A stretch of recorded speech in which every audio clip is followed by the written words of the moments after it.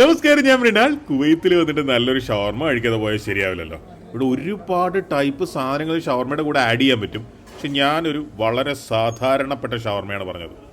ശരിയായ കുബൂസിനുള്ളിൽ simple chicken വെച്ചിട്ട് അവരുടെ റെഗുലർ ആയിട്ടുള്ള ഷവർമ. ഈ ബ്രെഡിനകത്തൊക്കെ വലിയ വലിയ സാൻഡ്വിച്ചൊക്കെ അറബികളൊക്കെ മേടിച്ചുകൊണ്ട് പോകുന്നുണ്ട്.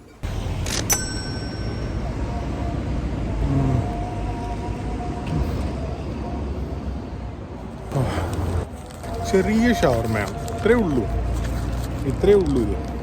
പിന്നെ അടിയിലോട്ട് പേപ്പറാണ്. കിഡ്ലം ബ്രെഡ്, 4 ചിക്കൻ, ക്വാളിറ്റികൾ മീറ്റ്.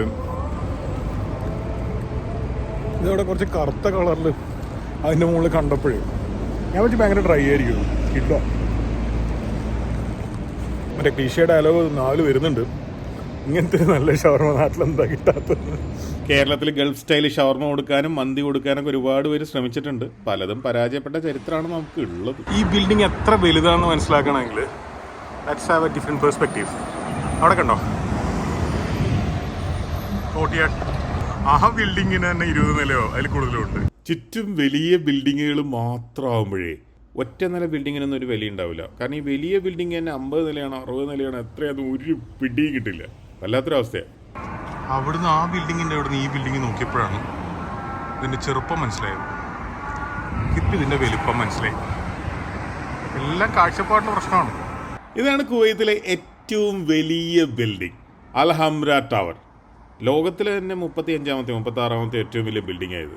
400 മീറ്ററിൻ്റെ മുകളിലുണ്ട് സംഗതി. നമ്മുടെ ഒരു സുഹൃത്തിൻ്റെ കമ്പനി ഇതിനകത്താണ്.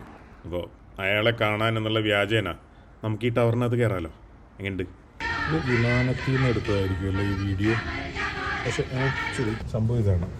ഉണ്ടോ എന്താല്ലേ, അത് 55 നില എത്ര ചെറിയ സമയം കൊണ്ട് കയറിയല്ലേ? ഈ ലിഫ്റ്റ് സ്ലോ ആണ്. അത് ഷോ ഓഫ് ആണ്.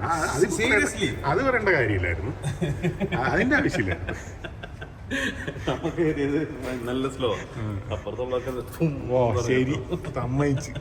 അല്ലെങ്കിൽ നമ്മൾ ഇന്ത്യക്കാരെ കളിയാക്കാന്നുള്ളത് ഗൾഫിലുള്ളവരുടെ ഒരു ഹോബിയാണല്ലോ. ഒരുപാട് പുതിയ ബിൽഡിങ്ങുകൾ വരുന്നുണ്ടെങ്കിലും കുവൈറ്റ് ടവറാണ് കുവൈത്തിലെ ഏറ്റവും ഐക്കോണിക് ആയിട്ടുള്ള ബിൽഡിംഗ്. നമ്മൾ ഈ കാണുന്ന ബഹുഭൂരിഭാഗം സംഭവങ്ങളും 30-30ഓളം കൊല്ലം മുമ്പ് നടന്ന ഗൾഫ് വാറിൽ നശിപ്പിക്കപ്പെട്ടതാണ്. ഇന്ന് കാണുന്നത് പോലെ ഇത് പിന്നീട് ഉണ്ടാക്കിയതാണ്.